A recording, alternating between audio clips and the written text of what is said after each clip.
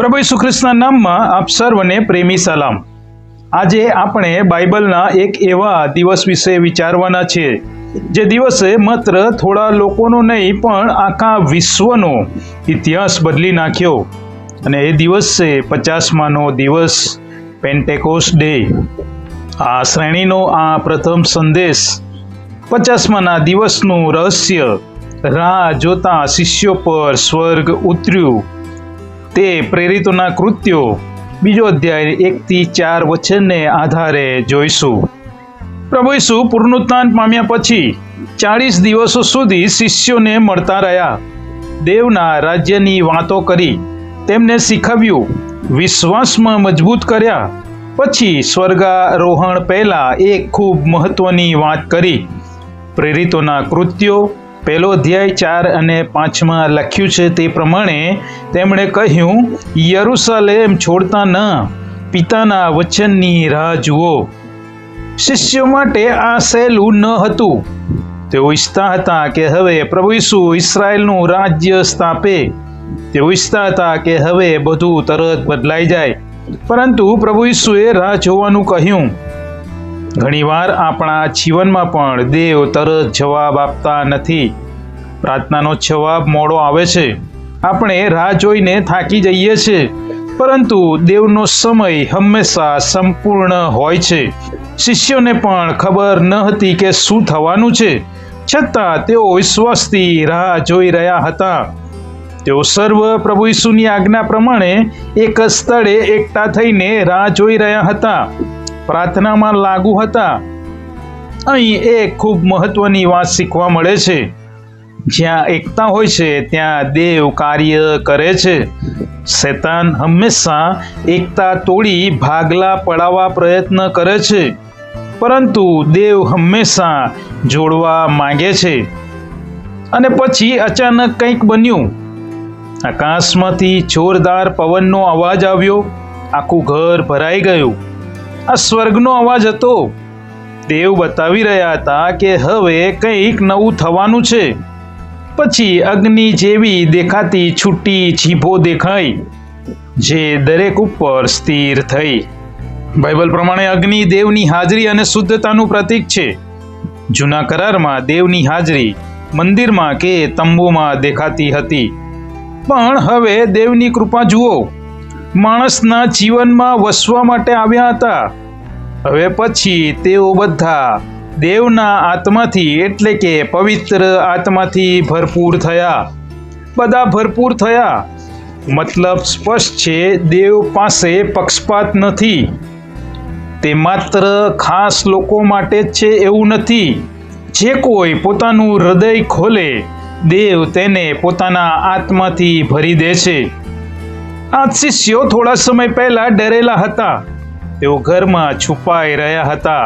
પિત્તરે તો 3 વખત પ્રભુ ઈસુને ઓળખવાનો ઇનકાર કર્યો હતો, પરંતુ એ જ લોકો હવે નિર્ભય છે। આ છે પવિત્ર આત્માની શક્તિ। પવિત્ર આત્મા માણસને અંદરથી બદલે છે। જ્યાં ડર હોય ત્યાં હિંમત આવે છે, જ્યાં નિરાશા હોય ત્યાં આશા આવે છે, જ્યાં નબળાઈ હોય ત્યાં શક્તિ આવે છે। કદાચ આજે કોઈ કહે, હું બદલાઈ શકતો નથી, મારો સ્વભાવ બહુ ખરાબ છે, હું અંદરથી તૂટી ગયો છું। પણ યાદ રાખો, જે આત્માએ પિત્તરને બદલ્યો, તે જ આત્મા તમને પણ બદલી શકે છે।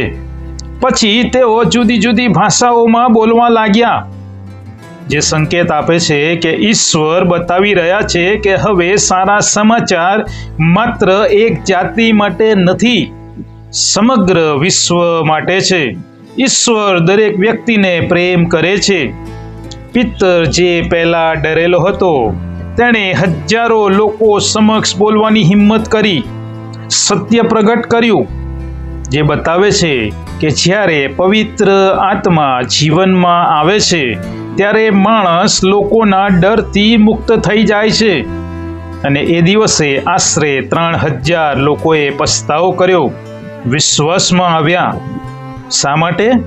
કારણ કે તે માત્ર માણસનો ઉપદેશ ન હતો, પણ દેવની હાજરી ત્યાં હતી। વાલાઓ, 50માનો દિવસ માત્ર ભૂતકાળની ઘટના નથી, આજે પણ દેવ લોકોને પોતાના આત્માથી ભરવા માંગે છે. આજે પણ દેવ તૂટેલા હૃદયોને જોડે છે. ઘણા લોકો બહારથી ખુશ દેખાય છે, પણ અંદરથી ખાલી છે. પૈસા છે પણ શાંતિ નથી, કારણ કે આત્માની જગા ખાલી છે. આજે દેવ તમને પણ બોલાવે છે. જો તમે થાકી ગયા છો, દેવ નવી શક્તિ આપશે. જો તમે ડરી ગયા છો, દેવ હિંમત આપશે. જો તમે અંદરથી ઠંડા થઈ ગયા છો, દેવ આગ પ્રગટાવશે. પણ તે માટે રાહ જોવી જરૂરી છે, પ્રાર્થના કરવી જરૂરી છે. શિષ્યો ભાંગ્યા નહીં, તેઓ રોકાયા, તેઓ પ્રાર્થનામાં રહ્યા અને યોગ્ય સમયે સ્વર્ગ ઉતર્યું. આજે પ્રશ્ન એ નથી કે 50માનો દિવસ થયો છે કે નહીં.